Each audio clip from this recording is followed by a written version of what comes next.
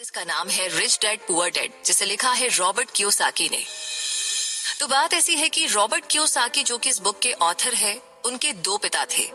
उनके एक पिता जो पढ़े लिखे थे, पीएचडी होल्डर थे, मगर जिंदगी भर गरीब ही रहे और गरीबी में ही मरे। इसलिए रॉबर्ट उन्हें पुअर डैड कहते थे। वहीं उनके दूसरे पिता बहुत पढ़े लिखे तो नहीं थे, मगर काफी अमीर थे। उन्हें रॉबर्ट रिच डैड बुलाते थे। अब ये सोचने की बात है कि किसी भी इंसान के एक ही वक्त में दो पिता कैसे हो सकते हैं। आइए समझते हैं। उनके गरीब पिता का बस एक ही सपना था कि रॉबर्ट खूब मेहनत से पढ़ाई करने के बाद किसी बड़ी सी कंपनी में नौकरी करके अपना फ्यूचर सिक्योर कर ले। मगर रॉबर्ट के दूसरे पिता जो कि अमीर थे, वो दरअसल रॉबर्ट के दोस्त माइक के पिता थे। वो चाहते थे कि रॉबर्ट अपनी जिंदगी में कुछ चैलेंजेस ले, क्योंकि सारे सबक सिर्फ स्कूल में ही नहीं सीखे जाते। कुछ सबक ऐसे होते हैं जिन्हें इंसान अपनी जिंदगी के तजुर्बों से ही सीखता है। स्कूली पढ़ाई सिर्फ अच्छे ग्रेड्स दिला सकती है, मगर जिंदगी की पढ़ाई बहुत कुछ सिखाती है। बेशक पढ़ाई लिखाई की अपनी अहमियत है, मगर सिर्फ इसके भरोसे बैठ कर के ही सब कुछ हासिल नहीं किया जा सकता। तो आइए इस जर्नी में आगे बढ़ते हैं और जानते हैं फर्स्ट लेसन के बारे में, जो कहता है कि अमीर लोग पैसे के लिए काम नहीं करते। अब ये सुनने में थोड़ा अजीब है, ऐसा कैसे? आइए समझते हैं। एक बार एक आदमी था जिसके पास एक गधा था। जब भी उसे अपने गधे से कुछ मेहनत करवानी होती थी, तो वो एक गाजर को उसके सामने लटका देता था। उस गाजर को देखते ही गधा उसे खाने के लालच में काम करता चला जाता था। उसे उम्मीद थी कि एक दिन वो उस गाजर तक पहुंच ही जाएगा। अब ये उस आदमी के लिए तो एक अच्छी तरकीब बन गई, मगर बेचारे गधे को कभी भी वो गाजर नहीं मिल पाई। अब ऐसा क्यों? ऐसा इसलिए कि वो गाजर बस एक छलावा है। बहुत से लोग ठीक उस गधे की तरह ही होते हैं। वे मेहनत पर मेहनत किए चले जाते हैं इस उम्मीद में कि वो एक दिन अमीर बन जाएंगे, मगर पैसा उनके लिए महज एक सपना बन के रह जाता है। इस सपने के पीछे भागने से आप उस तक कभी भी नहीं पहुंच सकते। तो पैसे के लिए काम करने की बजाय पैसे को अपने लिए काम करने दीजिए। जब आप अमीर बनना चाहते हैं तो सिर्फ पैसे कमाने के लिए काम ना करें, क्योंकि जैसे ही हम अमीर बनने के रास्ते में कदम बढ़ाते हैं, हमारा डर और लालच हम पर हावी होने लगता है कि कहीं हम गरीब के गरीब ही ना रह जाएं। बस इसी डर से हम और ज्यादा मेहनत करने में जुट जाते हैं। फिर हमारा लालच हम पर हावी होने लगता है। हम उन सारी खूबसूरत चीजों की कल्पना करने लगते हैं जो पैसे से हासिल की जा सकती है। अब यही डर और यही लालच हमें ऐसे चक्कर में उलझा देता है जो कभी भी खत्म नहीं होता। तो अब हम और मेहनत करते हैं कि और ज्यादा कमा सके, और फिर हमारा खर्च भी उसी हिसाब से बढ़ने लगता है। इसको ही अमीर डैड रैट रेस कहते हैं, यानी कि चूहों की दौड़। अब इसका नतीजा ये हुआ कि हम पैसे कमाने के लिए हद से ज्यादा मेहनत करते हैं, खर्च करते हैं। तो ये एक ट्रैप है, और आपको लालच और डर का ये ट्रैप अवॉइड करना है, क्योंकि हम में से ज्यादातर लोग जो अमीर होना चाहते हैं इसी ट्रैप का शिकार हो जाते हैं। तो पैसे के पीछे मत भागिए, बल्कि पैसे को अपने पीछे भागने के लिए मजबूर कर दीजिए। आपकी नौकरी लगी है तो काम पर ये सोच करके मत जाइए कि हर महीने आपको एक पे चेक लेना है, क्योंकि वो पे चेक आपके सारे बिल्स मुश्किल से ही भर पाता है। ये तो हर महीने की कहानी बन जाती है। फिर तंग आकर आप कोई दूसरी नौकरी ढूंढकर और ज्यादा मेहनत करने लगते हैं, लेकिन तब भी आप पैसे के लिए ही काम कर रहे होते हैं। और यही रीजन है कि आप कभी भी अमीर नहीं बन पाते। सच का सामना कीजिए। आप खुद के लिए जवाबदेह हैं, यानी कि आप अपने आप को जवाब दे सकते हैं, पर दूसरों के लिए नहीं। तो आपके जो भी सवाल है खुद से पूछिए, क्योंकि उनका जवाब सिर्फ आप ही के पास है। क्या आप सिर्फ इसलिए काम कर रहे हैं कि आपकी जिंदगी में सिक्योरिटी रहे, एक ऐसी नौकरी जहां से आपको निकाले जाने का कोई भी डर ना हो, या फिर आप सिर्फ दो पैसे कमाने के लिए काम करते हैं और आपको लगता है कि एक दिन आप इस तरह अमीर हो जाएंगे? क्या बस यही आपको सेटिस्फाई करने के लिए काफी है? अगर आपका जवाब हाँ है तो मुझे आपकी सोच पर अफसोस है। बुरा मत मानिएगा, क्योंकि आपने जो अमीर बनने का सपना देखा है वो तो भाई कभी भी पूरा नहीं होने वाला। आप हमेशा गरीबी में ही जिएंगे। हाँ, लेकिन अगर आपका जवाब ना है तो आपका पहला कदम ये होगा कि सबसे पहले आप अपने मन से डर को हटा दीजिए, क्योंकि ज्यादा पैसा ना कमा पाने का डर और लालच ही आपको बगैर सोचे समझे काम करने के लिए मजबूर करता है, और हमारा यही कदम हमें नाकामयाबी की तरफ धकेलता है। बेशक हम सबके अंदर डर और चाहत की भावना होती है, लेकिन उन्हें खुद पर इतना हावी मत होने दीजिए कि हम उनके बस में होकर उल्टे सीधे डिसीजन लेने लग जाए। बेहतर तो होगा कि हम जो भी करें पहले उसके बारे में खूब सोचें। हमेशा दिल से नहीं बल्कि दिमाग से काम ले। हर सुबह अपने आप से पूछिए कि क्या आप उतना कर पा रहे हैं जितना कि आपको करना चाहिए। क्या आप अपनी पोटेंशियल का पूरा इस्तेमाल कर पा रहे हैं। हम लोगों की तरह सोचना छोड़ दीजिए जो काम सिर्फ और सिर्फ पैसे के लिए करते हैं। ये सोचना छोड़ दीजिए कि मेरा बॉस कम पैसे देता है, मुझे ज्यादा मिलना चाहिए, मैं इससे ज्यादा कमा सकती हूँ। याद रखिए कि आपकी परेशानियों के लिए सिर्फ आप ही जिम्मेदार है, कोई और नहीं। बॉस आपकी सैलरी नहीं बढ़ाता तो उसे इल्जाम मत दीजिए, टैक्स को इल्जाम मत दीजिए। जब आप खुद की समस्याओं की जिम्मेदारी लेते हैं तब सिर्फ आप ही उसका सल्यूशन निकाल सकते हैं। और यही वो पहला सबक है जो अमीर डैड ने रॉबर्ट को सिखाया था। इस सबक का एक पार्ट ये भी था कि अमीर डैड ने उन्हें कन्वीनियंस स्टोर में काम पर लगा दिया। उन्हें इस काम के कोई पैसे नहीं मिले, वे बस इस काम को करते रहे। इसका फायदा ये हुआ कि अपने दिल से काम में लगे रहे और इस दौरान कई नए आइडियाज उनके दिमाग में आते रहे। पैसे को अपने पीछे कैसे भगाया जाए इस बारे में उन्हें कई सारे थॉट्स मिले। उन्होंने देखा कि उस स्टोर की क्लर्क कॉमिक्स बुक्स के फ्रंट पेज को 2 हिस्सों में फाड़ देती थी। आधा हिस्सा वो रख लेती और आधा हिस्सा फेंक देती थी। देर शाम स्टोर में एक डिस्ट्रीब्यूटर आया करता था। वो कॉमिक्स बुक के ऊपरी आधे हिस्से को क्रेडिट के लिए लेता और बदले में नई कॉमिक्स बुक्स दे जाया करता। एक दिन उन्होंने उस डिस्ट्रीब्यूटर से पूछा कि क्या वो पुरानी कॉमिक्स बुक्स ले सकते हैं। वो इस शर्त पर मान गया कि वे उन कॉमिक्स को बेचेंगे नहीं। ये उनके दिमाग में बिजनेस का एक नया आइडिया था। उन्होंने वे पुराने कॉमिक बुक्स अपने दोस्तों और बाकी बच्चों को पढ़ने के लिए किराए पर देनी शुरू कर दी। बदले में वे हर किताब का 10 सेंट किराया वसूल करते थे। हर किताब सिर्फ 2 घंटे के हिसाब से पढ़ने के लिए दी जाती थी। तो असल मायनों में वे उन्हें बेच नहीं रहे थे। उन्हें उस गैराज पर काम भी नहीं करना पड़ा जहां से वे कॉमिक्स किराए पर देते थे। उन्होंने माइक की बहन को काम पर रखा जिसके लिए उसे हर हफ्ते $1 दिया जाता और एक ही हफ्ते में उन्होंने $9.5 कमाए। इस तरह उन्होंने सीखा कि पैसे को खुद के लिए काम करने दो, ना कि आप पैसे के लिए काम करो। तो ये सबक तो हमने सीख लिया, रॉबर्ट ने भी सीखा। और अब है दूसरा सबक, फाइनेंशियल लिटरेसी क्यों सिखाई जाए। 1923 यानी 1923 में एज वाटर बीच होटल शिकागो में एक मीटिंग हुई। दुनिया के बहुत से लीडर और बेहद अमीर बिजनेसमैन इस मीटिंग का हिस्सा बने। इनमें से एक थे बहुत बड़ी स्टील कंपनी के मालिक चार्ल्स शवाब और सैमुअल इंसोल उस वक्त की लार्जेस्ट यूटिलिटी प्रेसिडेंट और बाकी कई और बड़े बिजनेसमैन। इस मीटिंग के 25 साल बाद इनमें से कई लोग गरीबी में मरे, कुछ ने खुदकुशी कर ली थी और कईयों ने तो अपना दिमागी संतुलन खो दिया था। अब असल बात यह है कि लोग पैसे कमाने में इतने मशगूल हो जाते हैं कि वो ये खास बात सीखना भूल जाते हैं कि पैसे को रखा कैसे जाए। अब चाहे जितना मर्जी पैसा कमा ले, उसे बनाए रखना असली बात है। और अगर ये हुनर आपने सीख लिया तो आप किसी भी आड़े टेढ़े हालात का सामना आसानी से कर लेंगे। लॉटरी में मिलियन जीतने वाले लोग कुछ सालों तक तो मजे से जीते हैं, मगर फिर वापस उसी पुरानी हालत में पहुंच जाते हैं। ज्यादातर लोगों के सवाल होते हैं कि अमीर कैसे बने या अमीर बनने के लिए एग्जैक्टली क्या किया जाए।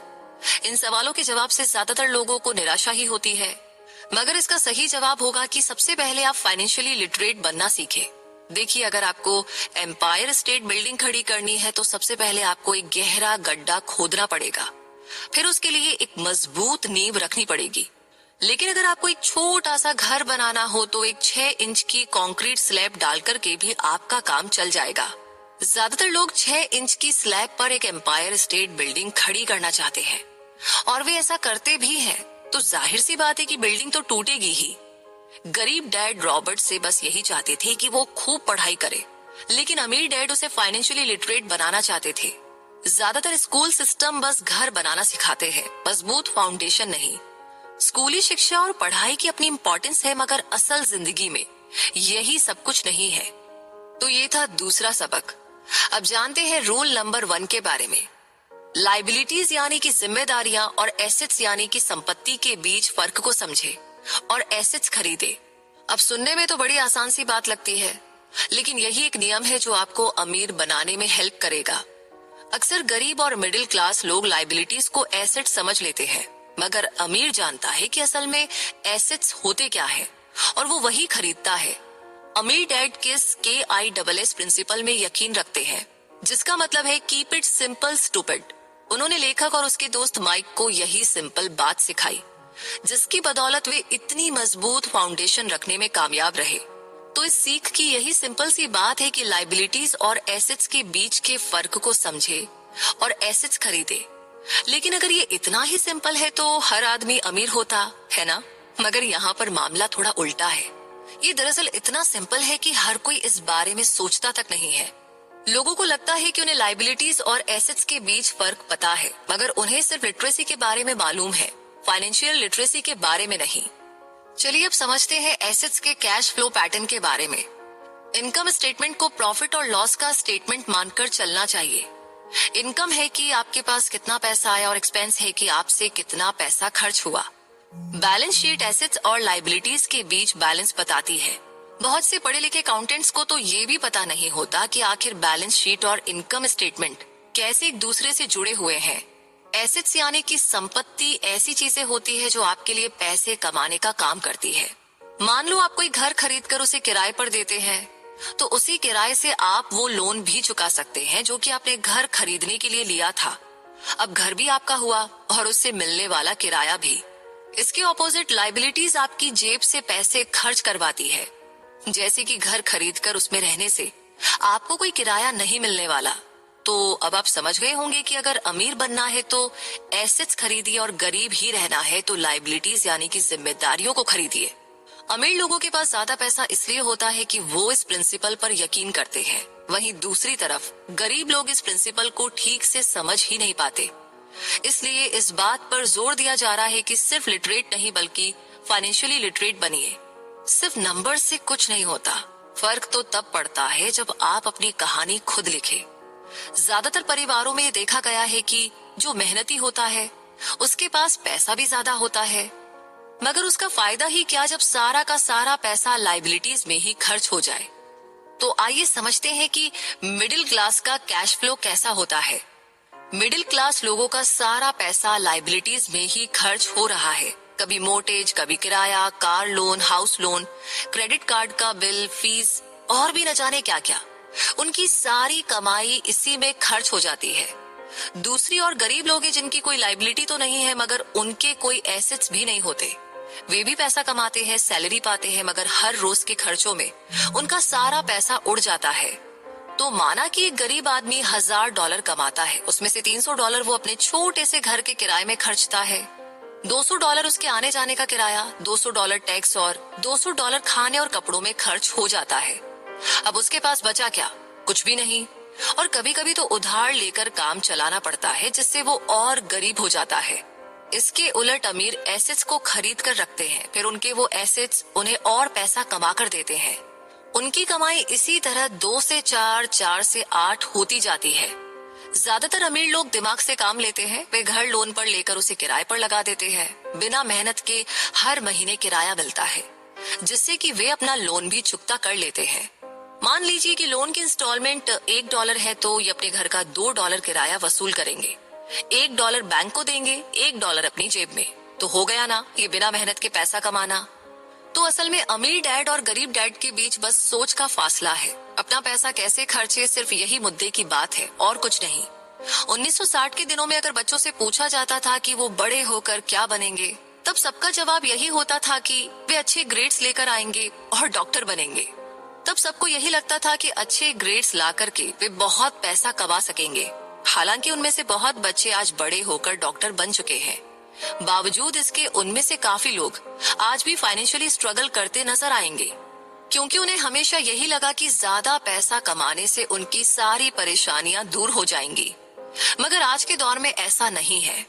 आज बहुत से बच्चे फेमस एथलीट बनना चाहते हैं, या फिर CEO, या फिर कोई मूवी स्टार या रॉक स्टार, क्योंकि उन्हें पता है कि सिर्फ अच्छी पढ़ाई और अच्छे ग्रेड्स के भरोसे बैठकर वो करियर में सक्सेस नहीं पा सकते। आजकल फाइनेंशियल नाइटमेयर बहुत आम हो गया है। अक्सर नए शादीशुदा जोड़े ये सोचते हैं कि उनकी सैलरी अब डबल हो जाएगी, क्योंकि दोनों जने कमा रहे हैं। एक छोटे से घर में रहते हुए वे अब बड़े घर के सपने देखते हैं, इसलिए वे पैसा बचाना शुरू कर देते हैं। इसकी वजह से उनका सारा ध्यान सिर्फ अपना करियर बनाने पर होता है। उनकी कमाई बढ़ने लगती है तो जाहिर सी बात है कि उसी हिसाब से खर्चे भी बढ़ते हैं। अब जब आप फाइनेंशियली लिटरेट हुए बिना पैसा बनाते हैं या बिना सोचे समझे उसे खर्च करते हैं, तो होता यह है कि आप पहले से भी ज्यादा खर्च करने लगते हैं। और ये एक ऐसा चक्कर है जो कि चलता ही रहता है। नए जोड़े ने अब इतना पैसा कमा लिया कि वो एक बड़ा घर खरीद सके। उन्हें तो यही लगेगा कि वे अब थोड़े अमीर हो गए हैं, मगर सच्चाई तो ये है कि बड़े घर के साथ उन्होंने नई लाइबिलिटीज यानी कि नई जिम्मेदारियां भी खरीद ली है। उनकी कैश फ्लो में अब प्रॉपर्टी टैक्स का खर्च बढ़ गया है। अब उन्हें एक नई गाड़ी भी चाहिए, फर्नीचर भी चाहिए, सब कुछ नया। उनकी लाइबिलिटीज बढ़ती ही चली जा रही है। और ज्यादातर होता यही है कि इनकम के साथ साथ खर्चे भी बढ़ने लगते हैं। फिर एक दिन अचानक इस सच्चाई का खुलासा होता है, मगर तब तक तो हम इस चूहे की दौड़ में, इस रैट रेस में बुरी तरह फंस चुके होते हैं। फिर ऐसे ही लोग हमारे लेखक रॉबर्ट के पास आकर पूछते हैं कि अमीर कैसे बना जाए। अब यही सवाल तो मुसीबत की जड़ है, क्योंकि सबको लगता है कि पैसा ही हर चीज का इलाज है। ये मानना ही ना एक बहुत बड़ी गलती है। उनकी समस्या ये नहीं है कि वे ज्यादा नहीं कमा रहे, बल्कि ये है कि जो कुछ उनके पास है उसे हैंडल कैसे करें। एक कहावत है जो यहाँ पर लागू होती है, जब तुम खुद को एक गहरे गड्ढे में पाओ तो और खोदना छोड़ दो।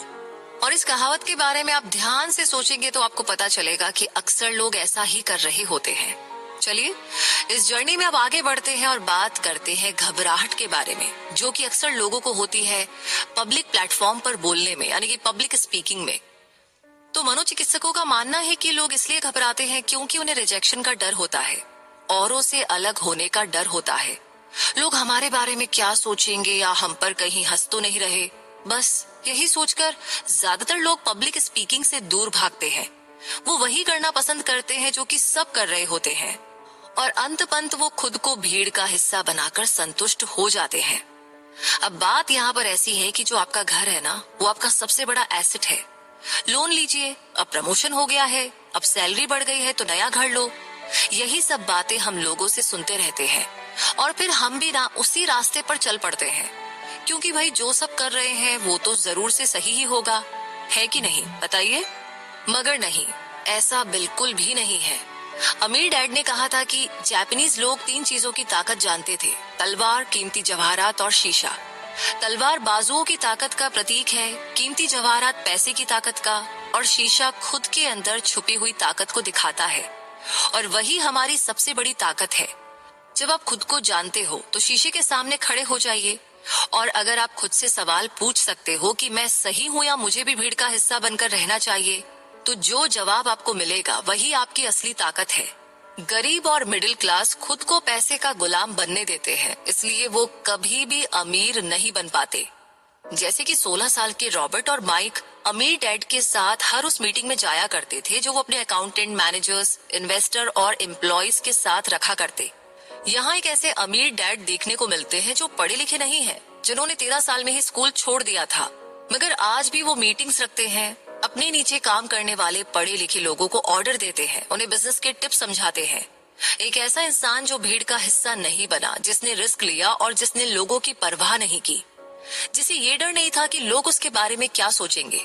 इन मीटिंग्स का रिजल्ट ये हुआ कि लेखक और उनका दोस्त दोनों ही स्कूली पढ़ाई में मन नहीं लगा पाए। जब भी उनकी टीचर कोई काम देती थी, उन्हें रूल्स के हिसाब से करना होता था।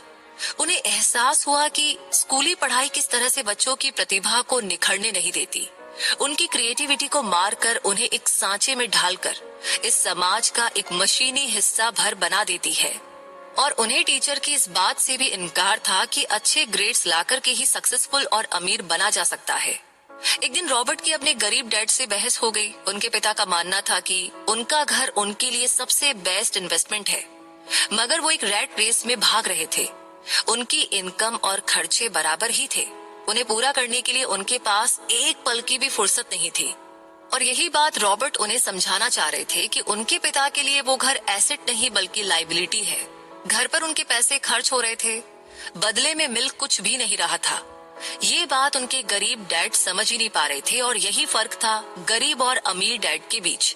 खैर, उनकी बहस चलती रही। उन्होंने अपने गरीब पिता को बताया कि ज्यादातर लोगों की जिंदगी लोन चुकाने में ही निकल जाती है। जिस घर को वे खरीदते हैं उसके लिए वे 30 साल तक लोन भरते हैं, फिर एक और बड़ा घर लेते हैं और अपने लोन को रिन्यू करवाते हैं। अब घर की कीमत भी उसी हिसाब से बढ़ेगी या नहीं, ये निर्भर करता है। कुछ लोग ऐसे भी हैं जिन्होंने घर खरीदने के लिए एक बड़ी रकम ली थी। जितनी घर की कीमत नहीं थी उससे ज्यादा कर्जा उनके सर पर चढ़ गया। इसका सबसे बड़ा नुकसान लोगों को ये होता है कि वे बाकी जगह इन्वेस्टमेंट नहीं कर पाते, क्योंकि उनका सारा पैसा उस घर पर लगा है। उन्हें कभी इन्वेस्टमेंट करने का मौका ही नहीं मिल पाता और ना ही वे इस बारे में कुछ सीख पाते हैं, और इस तरीके से कई एसेट्स उनके हाथ से निकल जाते हैं। अगर इसके बदले लोग सिर्फ एसेट्स पर ध्यान दें तो उनका फ्यूचर कहीं ज्यादा बेहतर हो सकता है। अब एग्जाम्पल के लिए रॉबर्ट की पत्नी के पेरेंट्स एक बड़े से घर में शिफ्ट हो गए। उनका सोचना था कि अपने लिए बड़ा और नया घर लेना एक सही डिसीजन है, क्योंकि बाकियों की तरह उन्हें भी घर लेना एक संपत्ति यानी कि एसेट्स लगता था। मगर वो ये जानकर के हैरान रह गए कि उस घर का प्रॉपर्टी टैक्स $1000 था, और ये उनके लिए एक बहुत बड़ी कीमत थी।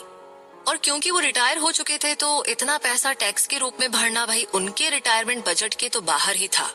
बेशक हम यहाँ पर ये नहीं कह रहे हैं कि आप नया घर ना ले, बल्कि हम समझाना चाहते हैं कि जितने पैसे से आप एक बड़ा घर लेंगे उतने पैसे आप किसी एसेट में इन्वेस्ट करें तो बेहतर होगा। आपका एसेट आपके लिए कमाई करेगा और कुछ ही टाइम के बाद आपके पास इतना पैसा होगा कि आप आसानी से मनपसंद घर ले पाएंगे, और वो भी बिना किसी लोन के। तो अमीर और ज्यादा अमीर क्यों होते रहते हैं, वहीं मिडिल क्लास आगे क्यों नहीं बढ़ पाते? इसके पीछे एक रीजन है, और रीजन एकदम सीधा है। अमीर एसेट खरीदते हैं जो उनका पैसा दुगुना करता रहता है। उस पैसे से उनके सारे खर्चे निपट जाते हैं, और मिडिल क्लास क्या करते हैं, वे तो बस महीने की 1 तारीख का इंतजार करते हैं जब उनकी सैलरी आए। सारी की सारी सैलरी तो खर्चों को पूरा करने में खत्म हो जाती है, तो इन्वेस्टमेंट कहाँ से होगा? और फिर जब सैलरी बढ़ जाती है तो उस पर टैक्स भी बढ़ जाता है, और उसी हिसाब से बाकी खर्चे भी। फिर अंत में वही रैट रेस चलती रहती है। इसीलिए अपने घर को एसेट समझना ही वो रीजन है, वो वजह है जो हमें कर्ज के बोझ तले दबाती है।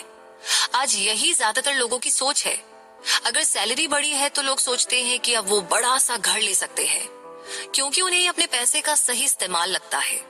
इसके बदले अगर वही पैसा सही जगह लगाया जाए तो उनकी जिंदगी हमेशा के लिए बदल सकती है। लेकिन ऐसा हो नहीं पाता, क्योंकि उनका सारा वक्त हाड़ तोड़ मेहनत करने में चला जाता है।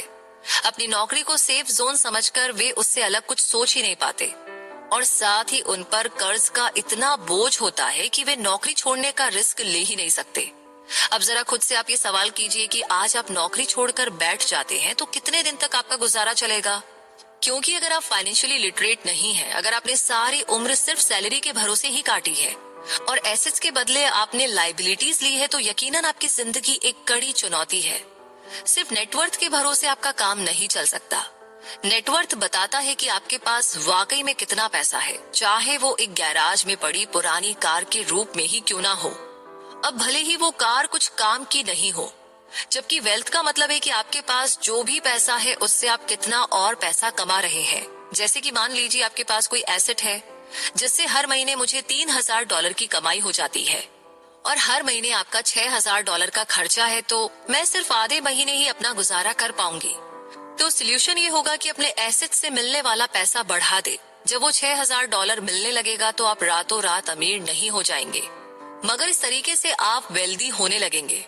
अब अगर अचानक आप नौकरी छोड़ते भी हैं तो आपके एसेट सारा खर्चा कवर कर लेंगे, और आप वेल्थ तभी क्रिएट कर पाएंगे जब आपके खर्च आपके एसेट्स की ग्रोथ से कम रहे।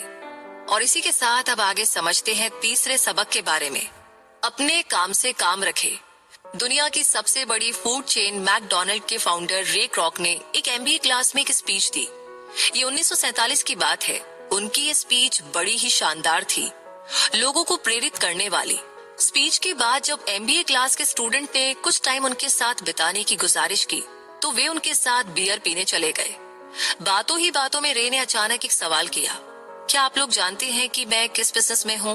अब ये बात तो सबको मालूम थी कि वो हैम बर्गर बेचते थे, तो इस बात पर वो हंसने लगे और बोले कि उनका रियल बिजनेस तो रियल एस्टेट है, क्योंकि मैकडॉनल्ड के लिए हर लोकेशन का चुनाव सोच समझकर किया जाता है। जहाँ उसकी फ्रेंचाइजी बनाई जाती है वो जमीन भी साथ ही बेची जाती है।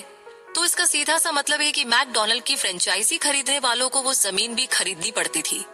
तो इस तरह से ये एक रियल एस्टेट बिजनेस भी हुआ। यही सबक अमीर डैड ने रॉबर्ट को सिखाया कि अक्सर लोग खुद के लिए छोड़कर बाकी सबके लिए काम करते हैं। वो टैक्स पे करके गवर्नमेंट के लिए काम करते हैं, उस कंपनी के लिए काम करते हैं जहां पर वो नौकरी करते हैं, बैंक का मोर्टगेज देकर उसके लिए काम करते हैं। और ये सब इसलिए क्योंकि हमारा एजुकेशन सिस्टम ही ऐसा है। स्कूल हमें एम्प्लॉय बनना सिखाता है, ना कि एम्प्लॉयर। जो आप पढ़ते हैं वही आप बनते हैं। अगर आपने साइंस पढ़ी तो डॉक्टर, मैथमेटिक्स पढ़ी तो इंजीनियर, मतलब जो आपने पढ़ा वो आप बने। अब मुसीबत तो ये है कि इससे स्टूडेंट का कोई भला नहीं हो पाता, क्योंकि वे नौकरी और बिजनेस के बीच के डिफरेंस में उलझकर रह जाते हैं। जब कोई पूछता है कि आपका क्या बिजनेस है, तो आपको ये नहीं बोलना चाहिए कि मैं तो एक डॉक्टर हूँ या एक बैंकर हूँ, क्योंकि वो आपका प्रोफेशन है, बिजनेस नहीं। कहने का मतलब है कि आप जो करते हैं उसे अपना बिजनेस बनाइए, नौकरी नहीं। अपनी सारी उम्र दूसरों के लिए काम करके उन्हें अमीर करने में बर्बाद ना करें, बल्कि खुद की जिंदगी को खुशहाल बनाने के लिए काम करें।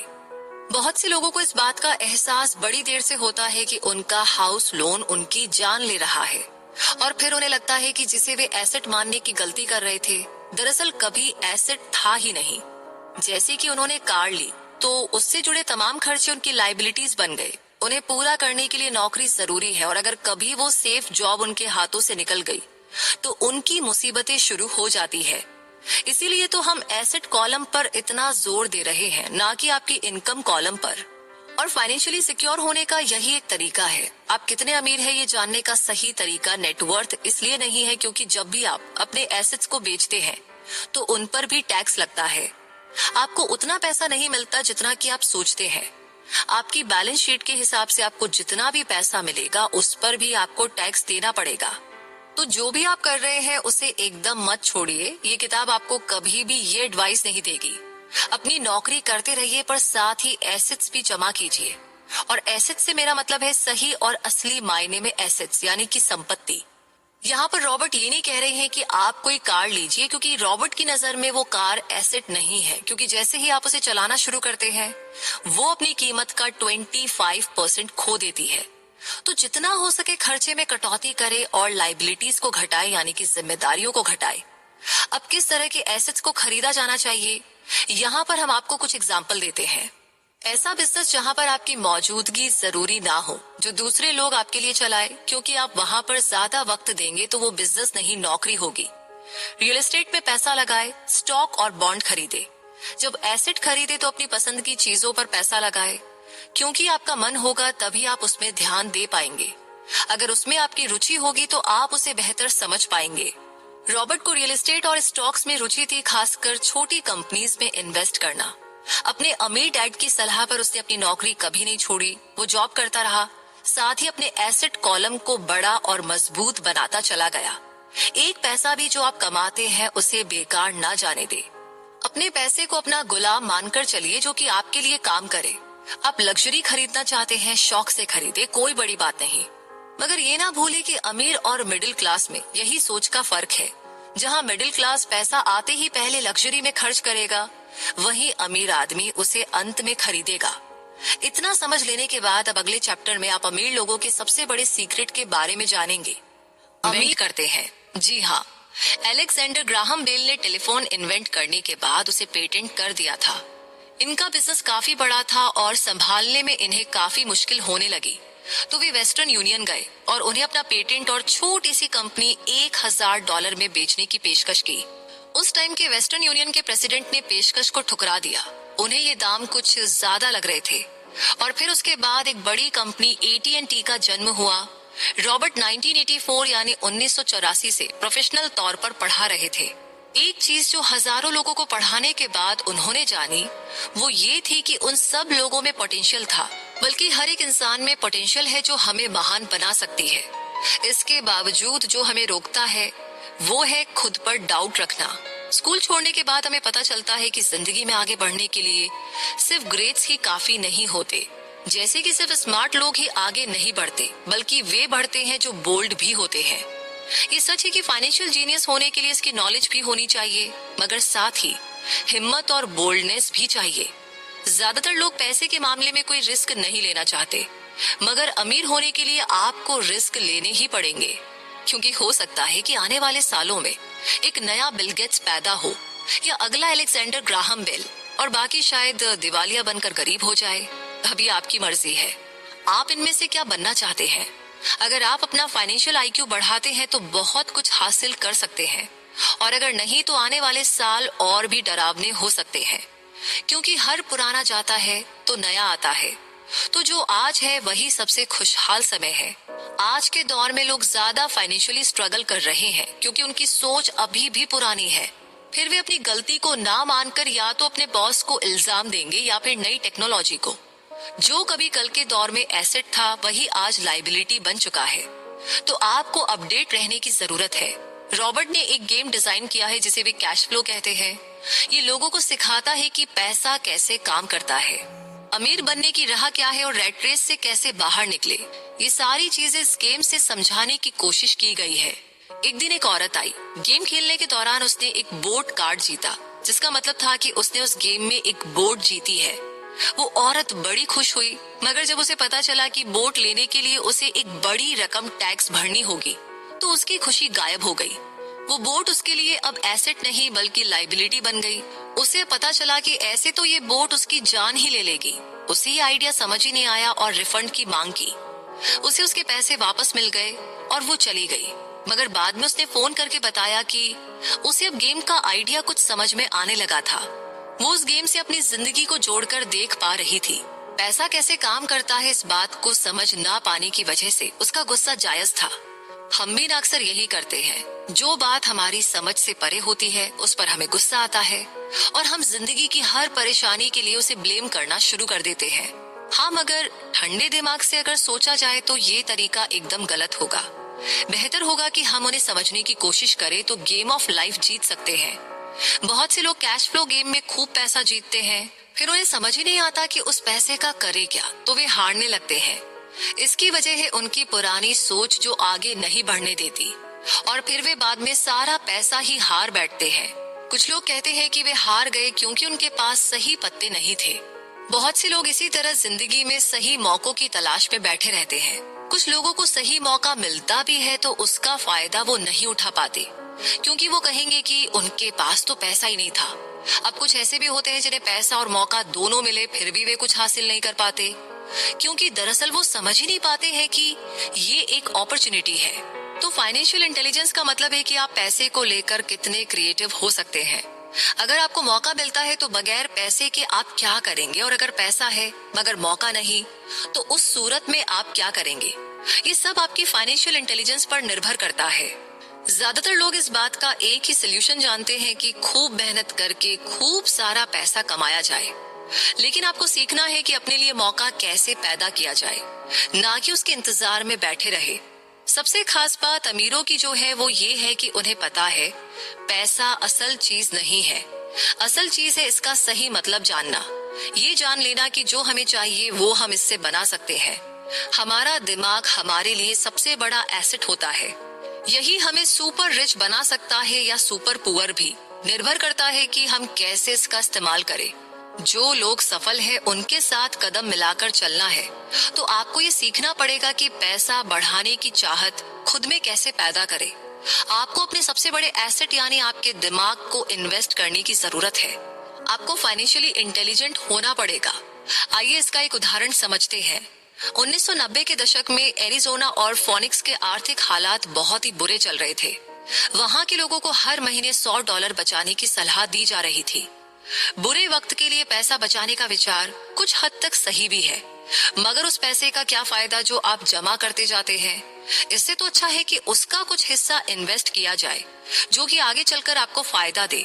खैर, बात करते हैं एरिजोना और फोनिक्स के लोगों की जो कि आर्थिक तंगी झेल रहे थे। अब ऐसे में इन्वेस्टर को एक बढ़िया मौका लगा। लोग जो अपनी प्रॉपर्टी अपने पौने दामों में बेच रहे थे वो कई इन्वेस्टर्स ने हाथों हाथ खरीद ली। रॉबर्ट ने भी $75,000 की कीमत वाला एक घर सिर्फ $20,000 में खरीद लिया। इसके बाद उन्होंने अटॉर्नी के ऑफिस में एक ऐड दिया। $75,000 वाला घर सिर्फ $60,000 में लेने के लिए ग्राहक टूट पड़े।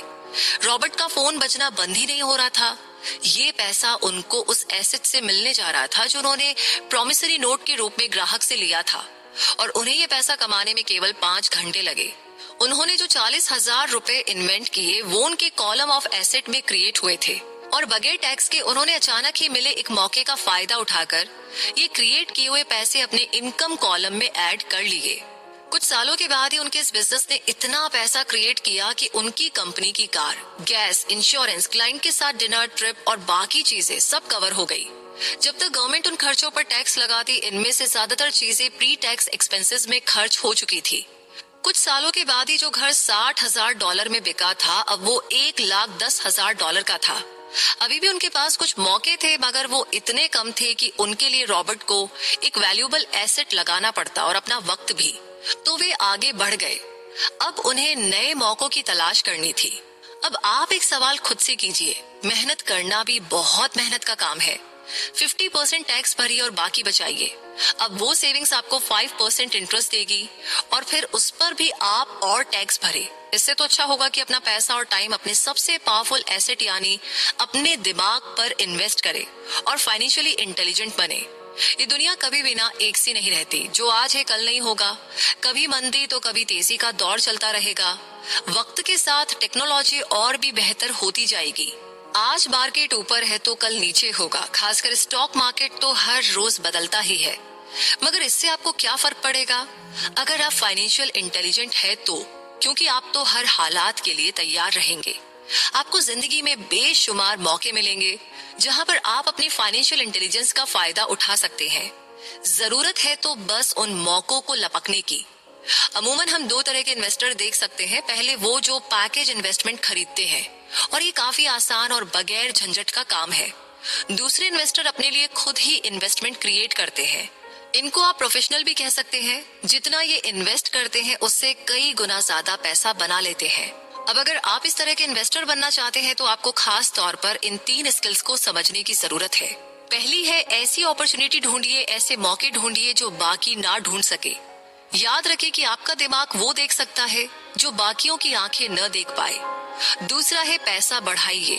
जब पैसे की जरूरत पड़ती है तो मिडिल क्लास केवल बैंक जाता है, मगर दूसरे टाइप के इन्वेस्टर पैसा बढ़ाकर कैपिटल रेज करते हैं। उन्हें हमेशा बैंक की जरूरत नहीं पड़ती। तीसरा है, स्मार्ट लोगों को ऑर्गेनाइज कीजिए। इंटेलिजेंट लोग वे होते हैं जो अपने से ज्यादा स्मार्ट लोगों के साथ मिलकर के काम करते हैं। इसलिए इन्वेस्ट करने से पहले अपने इन्वेस्टमेंट एडवाइजर को चुने। मुझे मालूम है कि ये सब आपके लिए कुछ ज्यादा है, मगर इसके रिवॉर्ड्स भी शानदार है। जिंदगी में रिस्क बहुत है, लेकिन उन्हें हैंडल करना सीख करके ही आप अमीर बन पाएंगे। अब आगे बढ़ते हैं अगले सबक की तरफ, जो हमें कहता है कि सीखने के लिए काम करें, पैसे के लिए नहीं। आइए समझते हैं। एक बार एक जर्नलिस्ट ने रॉबर्ट का इंटरव्यू लिया था। रॉबर्ट उसके आर्टिकल पहले भी पढ़ चुके थे और उस जर्नलिस्ट के लिखने की स्टाइल से बेहद प्रभावित थे। इंटरव्यू जब पूरा हुआ तो उस जर्नलिस्ट ने रॉबर्ट को बताया कि वो एक मशहूर लेखिका बनकर के उन्हीं की तरह एक दिन फेमस होना चाहती है। रॉबर्ट ने उससे पूछा, तो ऐसा क्या है जो उन्हें मशहूर होने से रोक रहा है? इस सवाल के जवाब में उस जर्नलिस्ट ने कहा, उनकी जॉब आगे नहीं बढ़ पा रही। इस पर रॉबर्ट ने सुझाव दिया कि उस जर्नलिस्ट को कोई सेल्स क्लास ज्वाइन कर लेनी चाहिए। जर्नलिस्ट ने बताया कि उनकी दोस्त उन्हें पहले ही ये ऑफर दे चुकी है, मगर उन्हें ये छोटा काम लगता है। वे ये भूल गई थी कि रॉबर्ट खुद कभी सेल्स स्कूल जा चुके थे। इस बात का पॉइंट ये है कि अगर आपके पास कोई टैलेंट है जिसके दम पर आप कुछ पैसा कमाना चाहते हैं, तो आपका टैलेंट काफी नहीं होगा, क्योंकि उस टैलेंट को कैसे भुनाया जाए जब तक आप ये बात नहीं जानते, आपका टैलेंट यूं ही बेकार है। जब तक आप उसे लोगों के सामने पेश करने का हुनर नहीं सीख जाते, आप कुछ भी नहीं कमा सकते। तो बेचने की कला सीखने में कोई शर्म की बात नहीं है। किसी भी सेल्समैन को इसके लिए शर्मिंदा नहीं होना चाहिए। एक जो सबसे बड़ा फर्क अमीर डैड और गरीब डैड के बीच में था, वो ये था कि गरीब डैड हमेशा नौकरी की चिंता करते थे कि जॉब हमेशा सिक्योर रहे, क्योंकि सेफ जॉब ही उनके लिए सब कुछ थी। जबकि अमीर डैड हमेशा सिर्फ और सिर्फ कुछ सीखने पर जोर देते थे। अमीर बनने के लिए आपको बहुत कुछ सीखना पड़ेगा। इसके अलग पहलू को देखें तो स्कूल हमें रिवॉर्ड करते हैं किसी एक ही खास चीज में महारत के लिए।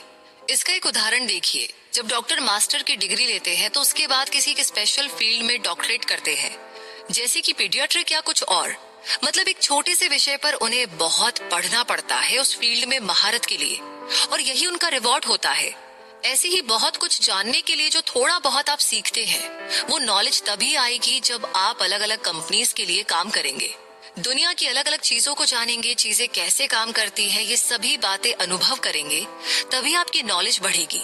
शायद यही वजह थी कि अमीर डैड जब रॉबर्ट और माइक छोटे थे तो उन्हें अक्सर अपने साथ लेकर जाते थे जब वे अपने डॉक्टर, अकाउंटेंट्स, लॉयर या किसी प्रोफेशनल से मिलने जाते। जब रॉबर्ट ने मेरिन कॉर्प्स ज्वाइन करने के लिए अपनी हाई पेइंग जॉब छोड़ी तो उसके गरीब मगर पढ़े लिखे पिता समझ नहीं पा रहे थे कि आखिर रॉबर्ट ने ऐसी शानदार नौकरी क्यों छोड़ी।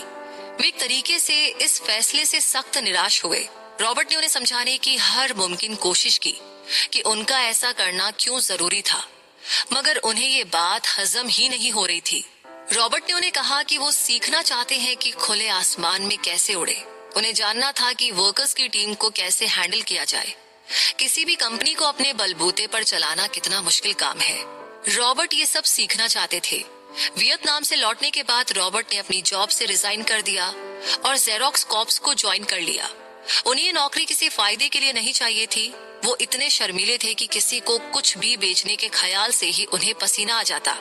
तो अपनी इसी कमी को दूर करने के लिए उन्होंने जेरोक्स के सेल्स ट्रेनिंग प्रोग्राम की शिक्षा ली। इसके बाद रॉबर्ट ने खुद अपनी कंपनी की शुरुआत की और अपना पहला शिपमेंट भेजा।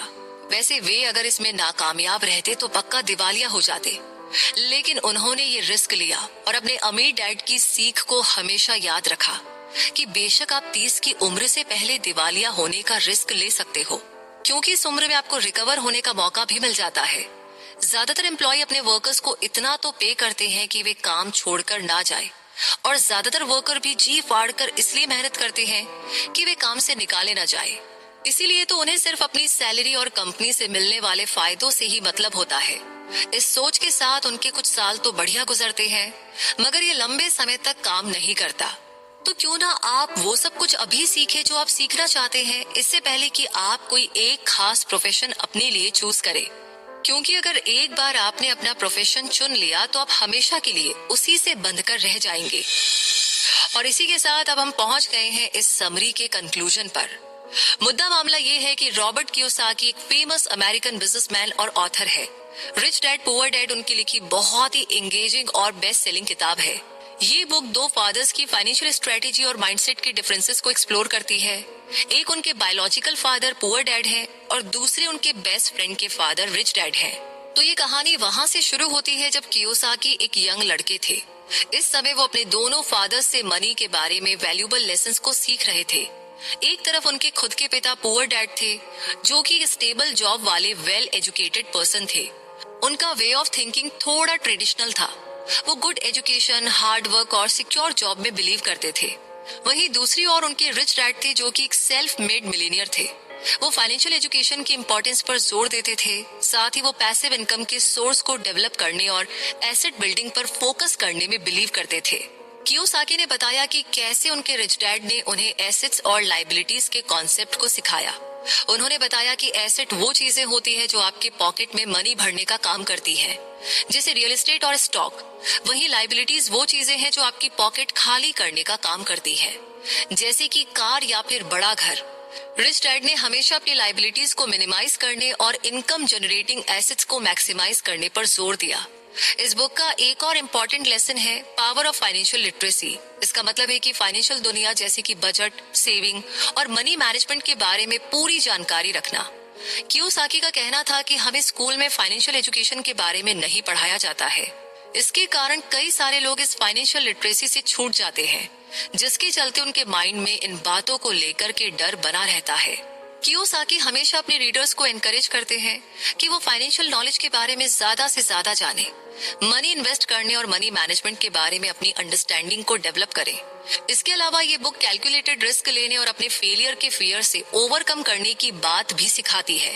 कियोसाकी का कहना है कि ज्यादातर लोग फाइनेंशियल रिस्क लेने से बचते हैं और वे सेफ और कंफर्टेबल लाइफ को प्रेफर करते हैं, लेकिन ट्रू वेल्थ के लिए आपको अपने कंफर्ट जोन से बाहर आना ही होगा और नई अपॉर्चुनिटीज, नए मौकों को एक्सेप्ट करना होगा। Overall rich dad poor dad आपको वेल्थ क्रिएशन पर एक वैल्यूबल पर्सपेक्टिव प्रोवाइड कराती है, रिच डैड के माइंडसेट को अडॉप्ट करके और फाइनेंशियल एजुकेशन पर फोकस करके। साथ ही उनके बताए कॉन्सेप्ट जैसे कि इनकम जनरेटिंग एसेट बिल्डिंग और कैलकुलेटेड रिस्क को एक्सेप्ट करके कोई भी फाइनेंशियल इंडिपेंडेंस और लॉन्ग टर्म सक्सेस को अचीव कर सकता है। तो